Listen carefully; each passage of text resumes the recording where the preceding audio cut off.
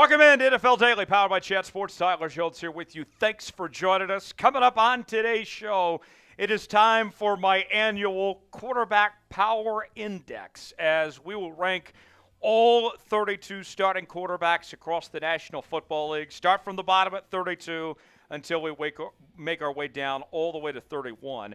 And how I've done this, I'm projecting based on the quarterback that I think will start the most games for every team. Not necessarily who starts week one, but who starts the most games in 2024 for their respective teams.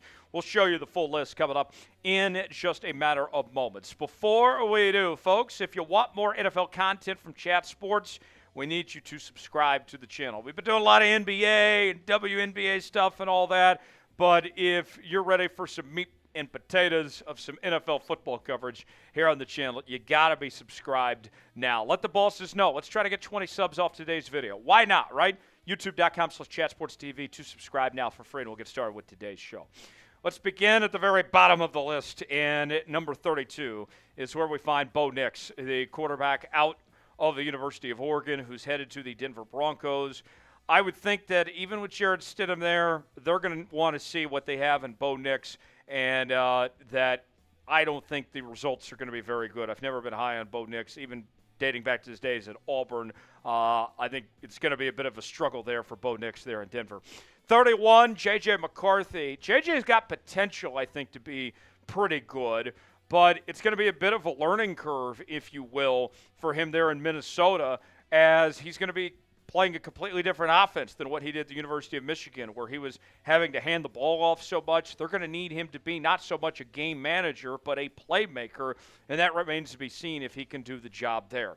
At number 30, we find Gardner Minshew with the Las Vegas Raiders. Gardner's had a pretty decent career for himself for the former late-round draft pick, and now he comes to Las Vegas off of a pretty decent year, coming off the bench there at Indianapolis when he replaced Anthony Richardson. Nearly took them to the postseason. He's got some good weapons to work with Devontae Adams and company there. We'll see what Gardner Minshew can do. I like him a lot more than I do Aiden O'Connell. 29, we find Daniel Jones, Danny Dimes, with the New York Football Giants, who was rated as the third best quarterback by Pro Football Focus last year on his own team. So not great. Daniel Jones with a lot of pressure entering 2024. Will Levis gets the 28th spot, the Tennessee Titans quarterback. A lot to prove for him this year as well. The Titans not expected to be very good and could have one of the top picks in next year's draft, could be getting one of those quarterbacks in the first round like a Carson Beck or a Quinn Ewers or Shedeur Sanders. Will Levis, will see what he can do there in Tennessee and if he can prove that whether or not he is a franchise quarterback there with the Titans. Who is the worst quarterback in the NFL? I think it's Bo Nix entering 2024. Who do you believe is the worst starting quarterback this year? Weigh in, let us know in the comments section below. At 27, we find Jayden Daniels, the quarterback with the Washington Commanders, the Heisman Trophy winner. And I'll say this, I do like that he's played in Cliff Kingsbury's offense. That should be a natural fit for him. I do like Drake Maye a little bit more. I know that Maye was selected after Jayden Daniels, but to me, he looks more like an NFL quarterback than what Jayden Daniels does. I think that he's got more natural arm ability.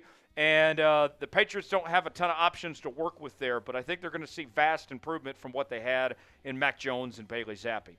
At 25, Carolina, we find Bryce Young at this spot. Bryce Young did not have a very good rookie season, but now he gets a new QB coach in Dave Canales as his new head coach, who had great success with Geno Smith and Baker Mayfield the last couple of years. Anthony Richardson at 24, he was looking solid last year, before ultimately he had a season-ending injury. A lot of raw talent there, but can he stay healthy? That remains to be seen.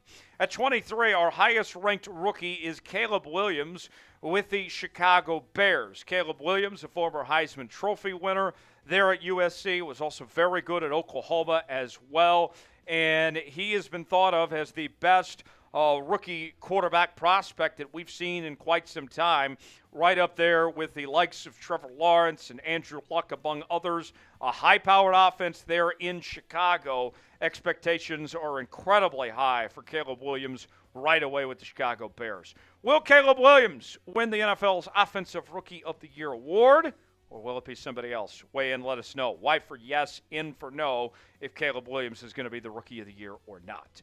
Today's show is sponsored by Game Time. Game Time is the place to go for last-minute tickets for the best seats and the lowest prices guaranteed. Game Time is an authorized ticket marketplace in Major League Baseball, which makes getting tickets faster and easier. Prices on the Game Time app actually go down the closer it gets to first pitch. With killer last-minute deals, all-in prices, views from your seat, and their lowest price guarantee, Game Time takes the guesswork out of buying MLB tickets. Save up to 60% off buying last minute for sports, concerts, comedy shows, theater productions, and more. Here's how it works. You choose the event you'll want to go to. They have the prices listed. They have the seats available so you can see for yourself whether you want that seat or not. And then within a matter of moments, you're checking out on Apple Pay, Google Pay, Venmo, all major credit card providers. It's fast, easy, and simple, folks. And if you download the Game Time app, create an account, use code CHATSPORTS, you will get $20 off your first purchase. Terms apply. Again, create an account, redeem code CHATSPORTS for $20 off. Download Game Time today. Last-minute tickets, lowest prices guaranteed. The link is in the comments and the description of today's video. At 22, we find Deshaun Watson. Watson has not played great his first 2 years with the Cleveland Browns, as he made the move up there after getting that record-setting contract after the trade from the Houston Texans, and really hasn't looked like the same quarterback that he was there in Houston a few years ago. But this Browns team looks pretty loaded. Deshaun Watson, no reason for him not to be successful. Russell Wilson, he's kind of fallen off a bit. Last year wasn't as bad as it was the year prior. He ultimately still got benched at the end of the year, and he joins the Steelers team that's pretty stacked there in Pittsburgh, and he's got a young quarterback behind him with Justin Fields that's chomping at the bit to potentially take that job if he gets the chance. Derek Carr with the New Orleans Saints comes in at number 20 on our list. Derek Carr, his career has been very up and down, and last year, despite the lack of success for the New Orleans Saints, Derek Carr wasn't that bad. He was all right there in New Orleans, but they got a ton of question marks entering this season. 19 is Geno Smith, one of the best stories in the NFL the last two seasons, as he's gone to back-to-back Pro Bowls, took the Seahawks to the playoffs after replacing Russell Wilson, and his contract is pretty friendly. For a quarterback his caliber, the Seahawks have some pretty good value with Geno Smith there under center. At 18 is where we find former Pro Bowler Kyler Murray. Kyler Murray returned late last year after the ACL injury. He's kind of struggled the last two seasons, but the former number one overall pick out of Oklahoma has been to the Pro Bowl. He's won the Offensive Rookie of the Year before. We've seen Kyler Murray play well, and he's paid like an elite quarterback as well. Number 17, his former teammate at OU. That's where we find Baker Mayfield. Baker Mayfield had a very good season with the Tampa Bay Bucs last year, was a Pro Bowler, helped lead them to the playoffs, and really started to turn things around when he went to the Los Angeles Rams when Matthew Stafford went down, played very well with Sean McVay, goes to Tampa Bay and did a really good job. Now he's looking to build upon that in 2024. 16 is where we find Jared Goff of the Detroit Lions. Jared Goff, he's got a new contract. He's coming off an NFC Championship game appearance there with Detroit, and that's a Detroit team that has Super Bowl on their mind here entering this season. At number 15, a quarterback that also got paid this offseason, Tua Tagovailoa of the Miami Dolphins is on this list. He's had some problems staying healthy, but a dynamic offense around him with players like Tyreek Hill and Jalen Waddle and company. Watch out. We'll see what Tua can do this year. At 14 is where we find Brock Purdy. What a story for Brock Purdy the last two seasons. 2 straight NFC Championship game appearances. Went to the Super Bowl last year. Came up just short. I'll say this, though. The reason why he's not higher on this list, you go back to the 3-game stretch when he didn't have Trent Williams as well as Christian McCaffrey and kind of had to carry the team himself. He struggled there. So you wonder how much of Brock Purdy and his success is about the talent around him as opposed to the talent he brings to the table himself. How much does he carry? How much of a game manager is he? We'll see this year. At 13, one of the newest members of the Atlanta Falcons, Kirk Cousins, is on our list at this spot. And you look at Cousins, he's coming off of the Achilles injury. How will he perform remains to be seen. He hasn't had a ton of playoff success, but he's been very good the last few seasons in the regular season, playing some of the best football in his career. Did get to play alongside Justin Jefferson, so that helps. But the Atlanta Falcons ought to be thrilled to have him there under center this year. Which quarterback do you like better? Do you like Cousins or Purdy more? Type Kirk for Kirk Cousins. Type Brock for Brock Purdy. Let us know which quarterback you'd rather have on your team. Number 12 on our list is Trevor Lawrence with the Jacksonville Jaguars. Trevor Lawrence, a lot of hype, and he's been a good quarterback, but he hasn't quite lived up to expectations just yet of what was thought of Trevor Lawrence coming out as a former number 1 overall pick, a national champion at Clemson. Everyone's still waiting on him to take that next step forward. Number 11, we find Jordan Love. And Jordan Love sat behind Aaron Rodgers for a number of seasons. Everyone was saying that, hey, he's not that great of a quarterback. What were the Packers thinking using a first-round pick on him? And then we saw him really turn a corner in the second half of last year, helping lead the Packers to the postseason, getting a playoff win over the Dallas Cowboys, and they came very close to beating San Francisco on the road as well. The Packers have their quarterback of the future. The best rookie in the NFL last year was number 10 on our list, C.J. Stroud with the Houston Texans. C.J. Stroud was outstanding, and he's got some good talent around him. He is looking to go from being a Rookie of the Year type player to a potential MVP candidate this year, and he's got some nice weapons to work with Stephon Diggs joining the fold, as well as Tank Dell and others there in Houston. Number 9, we find Super Bowl champion Matthew Stafford, who is trying to make a case for the Pro Football Hall of Fame in his final years. Went back to the postseason there with the LA Rams last season. He's had some problems staying healthy, but when he's been available, he's been a difference maker for LA. Number 8 is Aaron Rodgers. He has more MVPs than anybody on this list, but he hasn't quite been the same quarterback that he was at the MVP level a few years ago. Had the Achilles injury last year that sidelined him for almost the entire season except for about 4 plays. They have some good tools there in New York with Garrett Wilson and Breece Hall and company. If Rodgers stays healthy, I expect a bounce-back year from Aaron Rodgers there. Number 7 on our Power Index is Justin Herbert of the LA Chargers, social media's favorite quarterback. Justin Herbert, he looks the part, right? He certainly has had some moments where you say to yourself, wow, this guy has everything, but he still hasn't won the big game. He hasn't taken that next step up, if you will. Jim Harbaugh brought in to kind of take Justin Herbert to that next level. I am concerned about the fit of Greg Roman as his OC there in Los Angeles. Is he going to be using him like a Josh Allen type?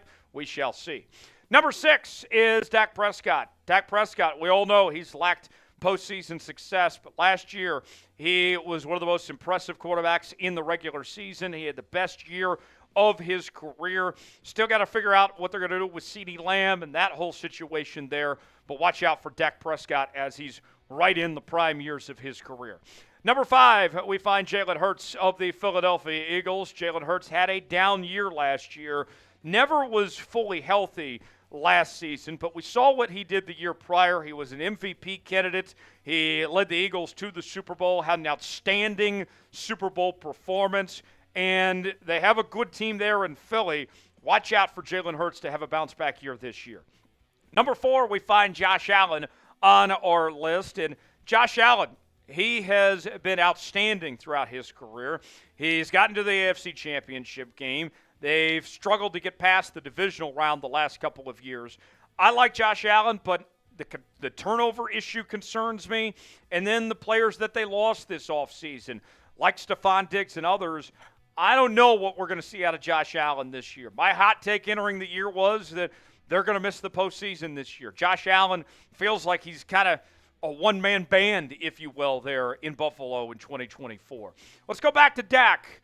The million-dollar question. Is he an elite quarterback or not? What do you guys think? I think Dak's elite. What do you guys think? Type HY for hell yes, HN for hell no. Weigh in, let us know.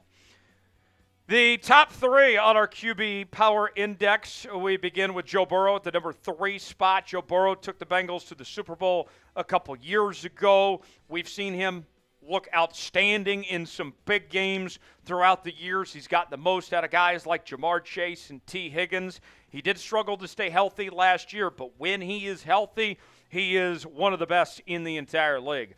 Number 2, the reigning MVP, Lamar Jackson, is on our list in the top 2, coming off a very good season, leading the Baltimore Ravens to an AFC championship game. The top seed in the AFC. Lamar was marvelous last season. And think about this, too, when it comes to Lamar Jackson.